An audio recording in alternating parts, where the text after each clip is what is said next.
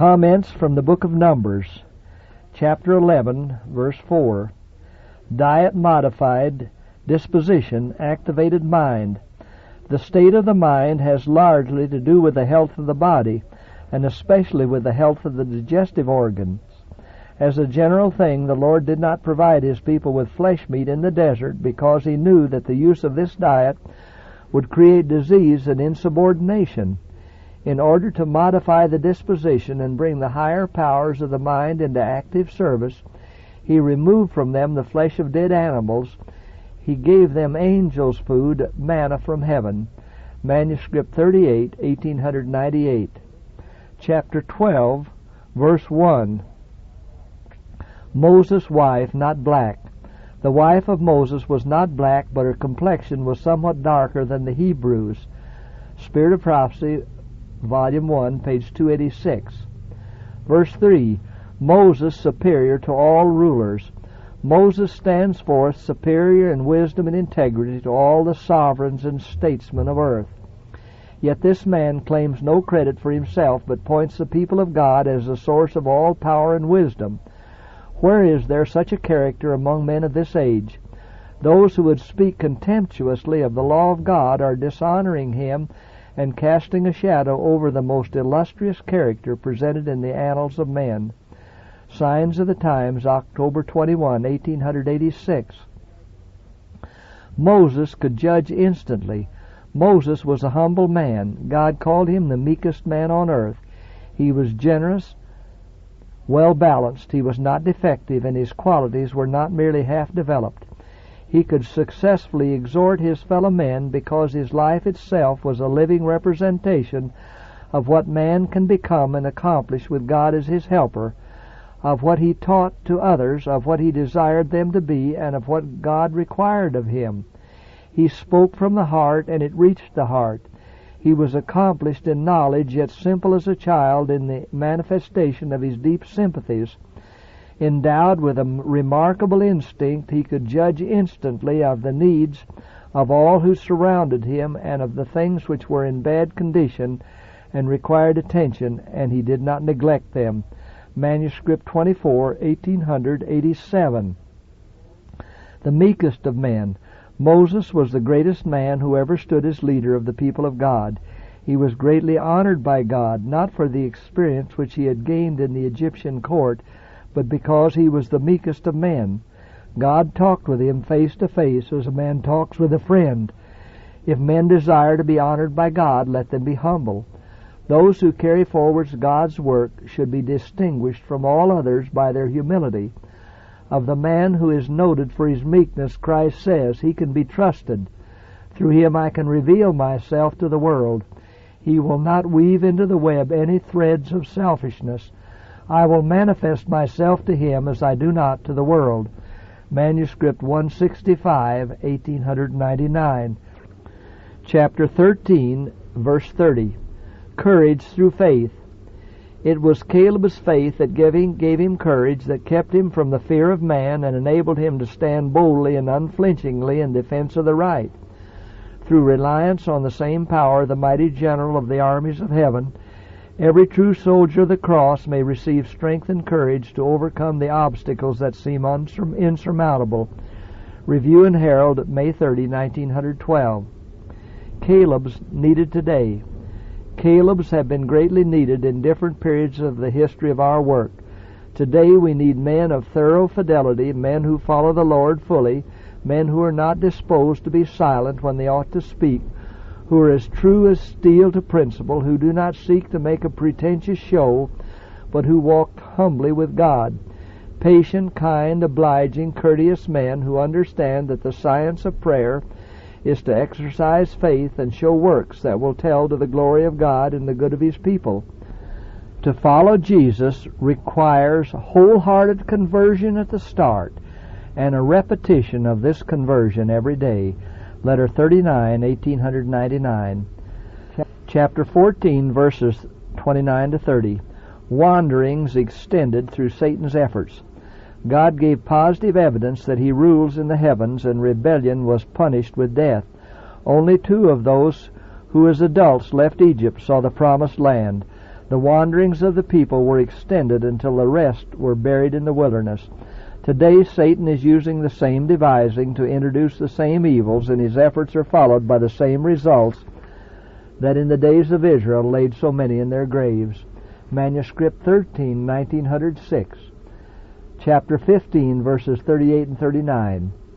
Israel's dress distinguished them from nations.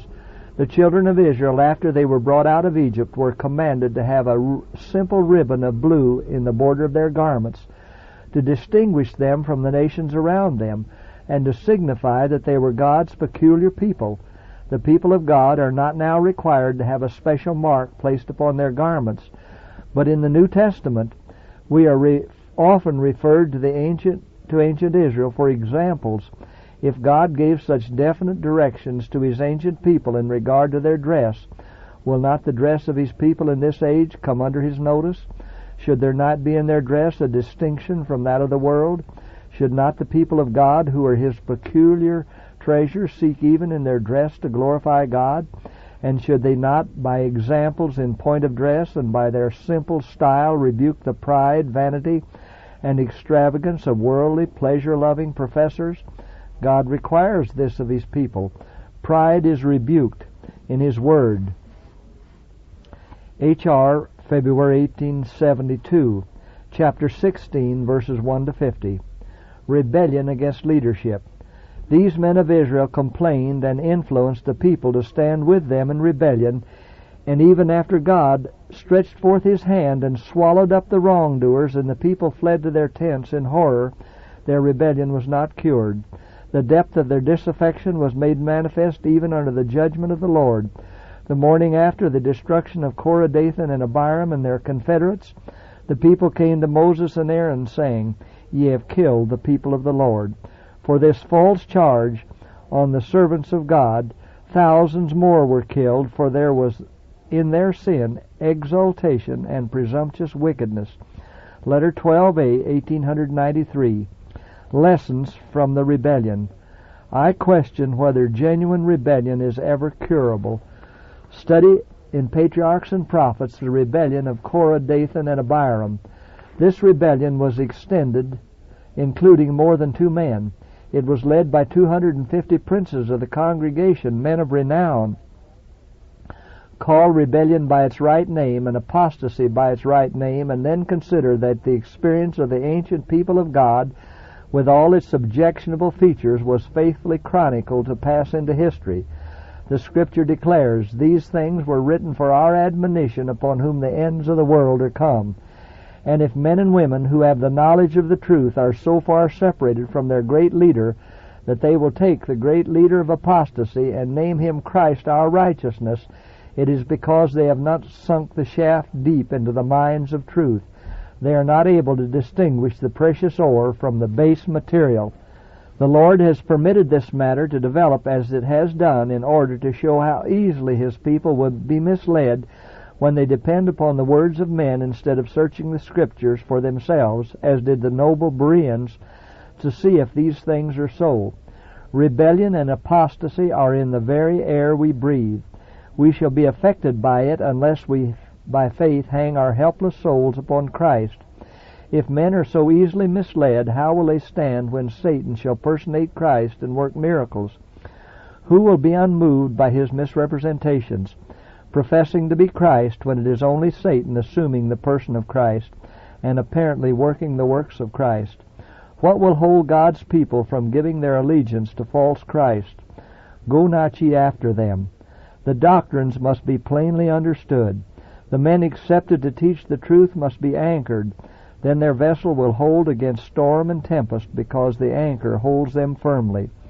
The deceptions will increase, and we are to call rebellion by its right name. We are to stand with the whole armor on. My brethren, you are not meeting men only, but principalities and powers. We wrestle not against flesh and blood. Let Ephesians 6:10-18 be read carefully. Letter 1, 1897. Christ came to our world not to aid Satan in working up rebellion, but to put down rebellion. Wherever men start out in rebellion, they will work secretly and in darkness, as they will not come as Christ has told them to do, to the ones who they have any matter against, but will take their budget of falsehoods and enmity and evil surmisings and satanic representations, as did Satan to the fellow angels under him, and gain their sympathy by false representations. Letter 156, 1897. Verses 1 to 3, princes enlisted in rebellion. These men of Israel were determined to resist all evidence that would prove them to be wrong, and they went on and on in their course of disaffection until many were drawn away to unite with them. Who were these? Not the weak, not the ignorant, not the unenlightened. In that rebellion there were 250 princes famous in the congregation, men of renown.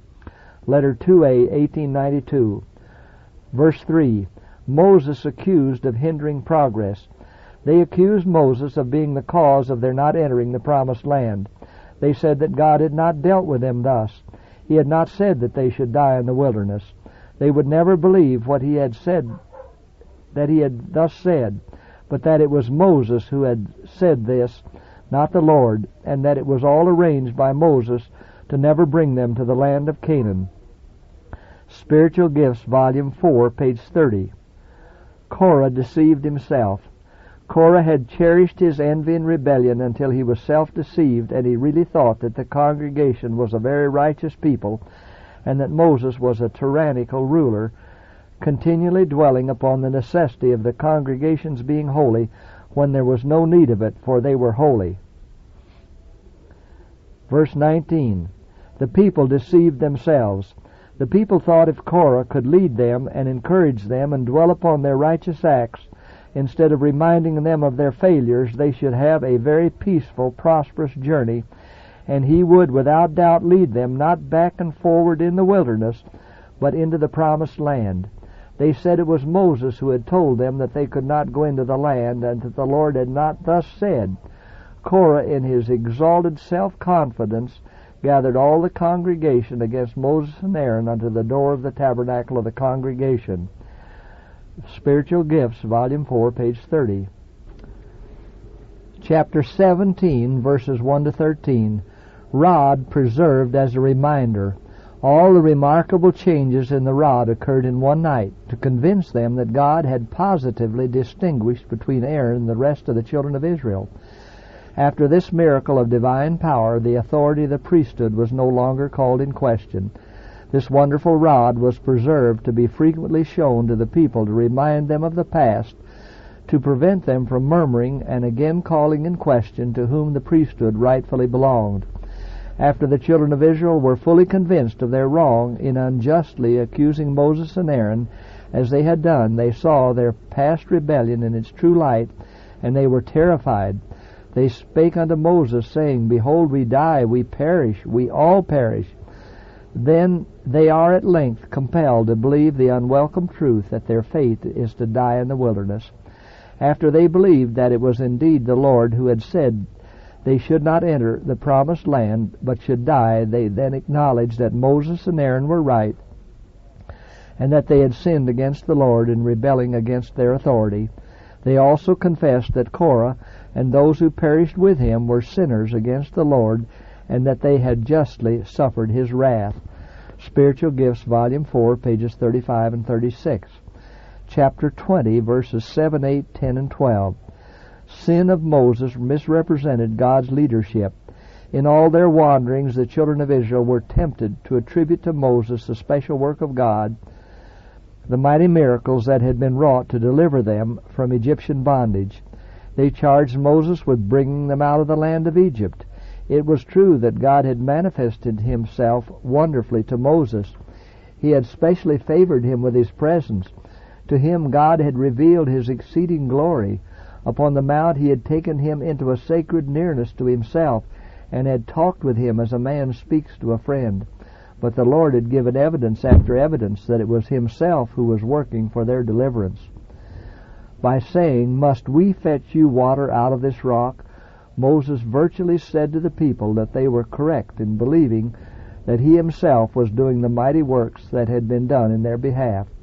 This made it necessary for God to prove to Israel that his admission was not founded on fact. to dispel forever from the minds of the Israelites the idea that a man was leading them, God found it necessary to allow their leader to die before they entered the land of Canaan. Manuscript 69, 1912. Chapter 21, verse 6, had been miraculously preserved. To punish them from their ingratitude and complaining against God, the Lord permitted fiery serpents to bite them. They were called fiery because their bite produced painful inflammation and speedy death. The Israelites up to this time had been preserved from these serpents in the wilderness by a continual miracle, for the wilderness through which they traveled was infested with poisonous serpents. Spiritual Gifts, Volume 4, page 41. A fatal decision. There were those who stopped to reason regarding the foolishness of looking for relief to this means. That they should be healed by looking at a piece of brass was absurd to their minds, and they said, "We will not look." This decision was fatal, and all who would not accept the provision made perished. The brazen serpent was uplifted in the wilderness that those who looked in faith might be made whole. In like manner, God sends a restoring, healing message to men, calling upon them to look away from man and earthly things and place their trust in God. He has given His people the truth with power through the Holy Spirit. He opened His Word to those who were searching and praying for truth. But when these messengers gave the truth they had received to the people, they were as unbelieving as the Israelites. Many were cavilling over the truth brought to them by humble messengers. Manuscript 75, 1899. Chapter 22, 1-6. Balaam double-minded. At the time Balak sent messengers for him, Balaam, he was double-minded, pursuing a course to gain and retain the favor and honor of the enemies of the Lord, for the sake of rewards he received from them. At the same time he was professing to be a prophet of God. Idolatrous nations believed that curses might be uttered which would affect individuals and even whole nations. Spiritual Gifts, Volume 4, page 43, verses 15-17. Balaam's one sin, covetousness. Here is a solemn warning for the people of God today, to allow no unchristian trait to live in their hearts. A sin which is fostered becomes habitual, and strengthened by repetition, it soon exerts a controlling influence, bringing into subjection all the nobler powers. Balaam loved the reward of unrighteousness. The sin of covetousness, which God ranks with idolatry, he did not resist and overcome. Satan obtained entire control of him through this one fault, which deteriorated his character and made him a time server. He called God his master, but he did not serve him. He did not work the works of God. Signs of the Times, November 18, 1880. Chapter 24, verses 1-5. Beheld glory of God's presence. Balaam had wished to appear to be favorable to Balak, and had permitted him to be deceived and think that he used superstitious ceremonies and enchantments when he besought the Lord. But as he followed out the command given him of God, he grew bolder in proportion as he obeyed the divine impulse, and he laid aside his pretended conjuration and looked toward the encampment of the Israelites.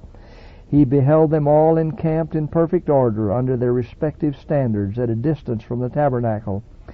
Balaam was permitted to behold the glorious manifestation of God's presence overshadowing, protecting, and guiding the tabernacle. He was filled with admiration at the sublime scene. He opened his parable with all the dignity of a true prophet of God.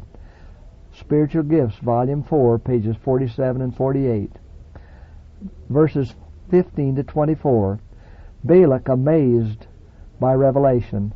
The Moabites understood the import of the prophetic words of Balaam, that the Israelites, after conquering the Canaanites, should settle in their land, and all attempts to subdue them would be of no more avail than for a feeble beast to arouse the lion out of his den.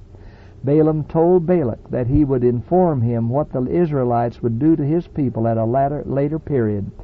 The Lord unfolded the future before Balaam and permitted events which would occur to pass before his sight, that the Moabites should understand that Israel should finally triumph.